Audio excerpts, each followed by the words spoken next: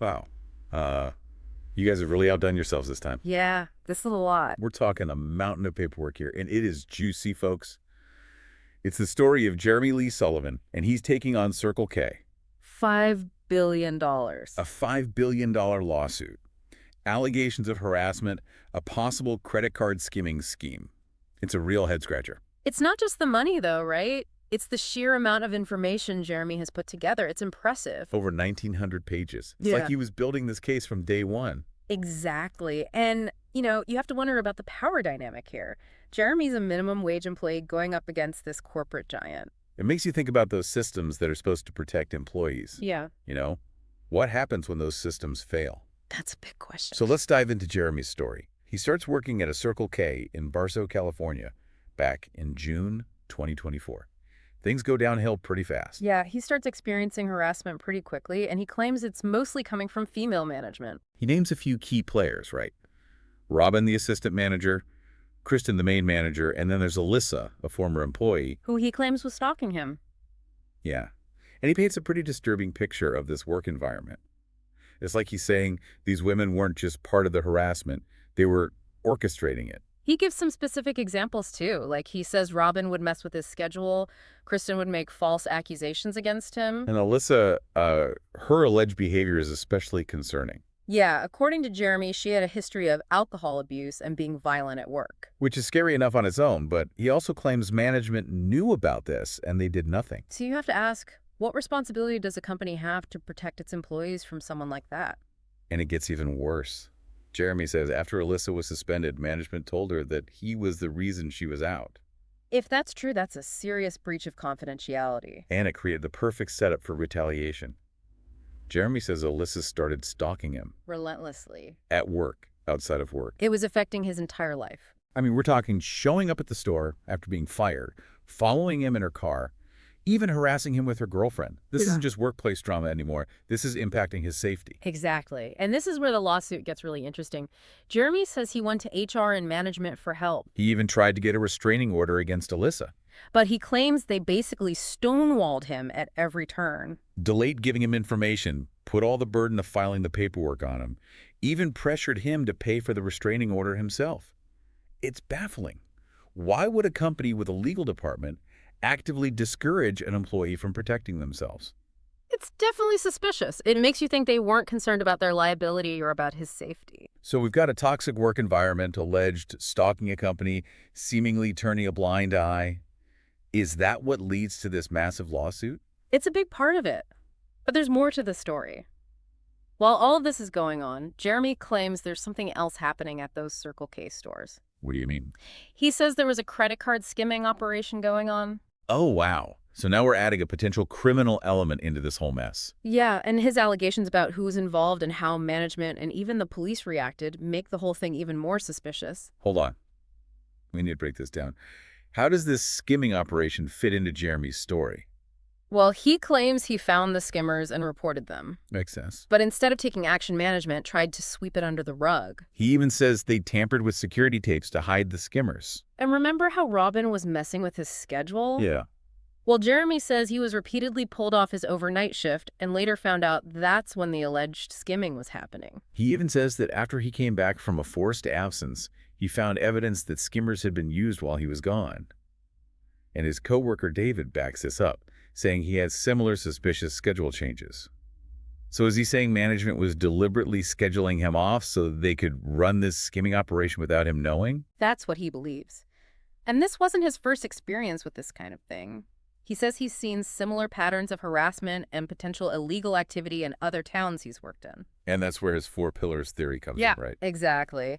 He says he's noticed this recurring pattern involving Walmart, McDonald's Johnson Controls, and tow truck companies. He thinks these businesses are connected somehow and complicit in these activities. And in Barstow, he starts putting the pieces together.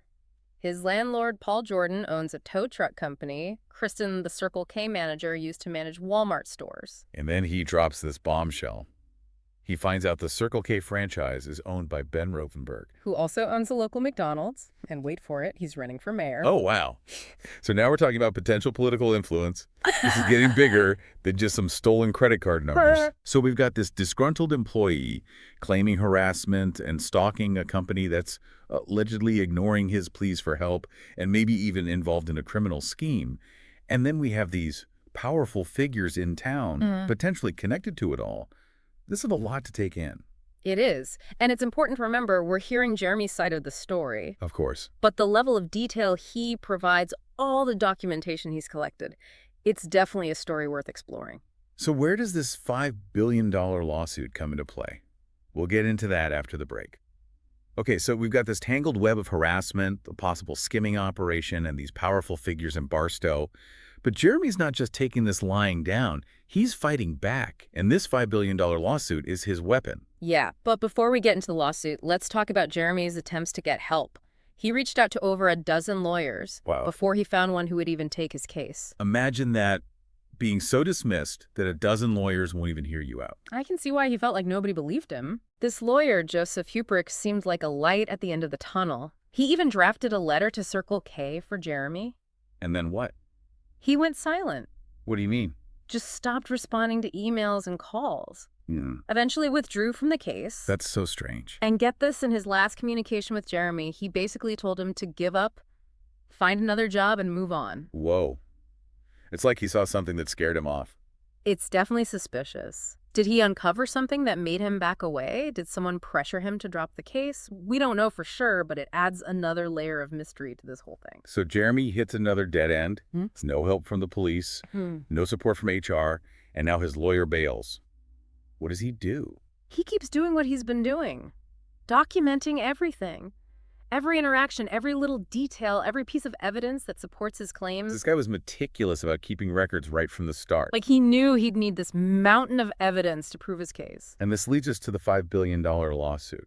Is it really about the money? Well, financial compensation is part of it, for sure. But I think it's bigger than that.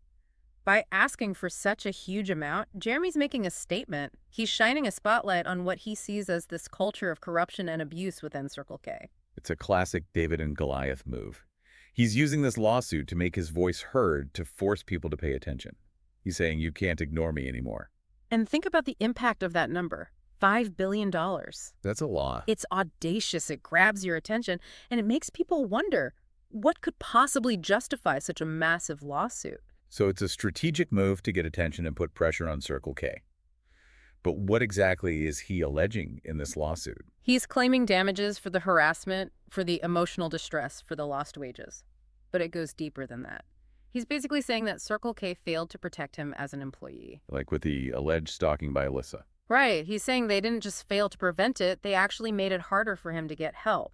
And then there's the skimming operation. He's alleging that they knew about it or were even involved in it, and that this put him at even greater risk. So he's building a case that Circle K created a dangerous work environment and that their negligence caused him serious harm. Exactly. And he's not just relying on his own word. He's got all these documents, emails, recordings, witness statements to back up his claims. This is where all that meticulous documentation comes in.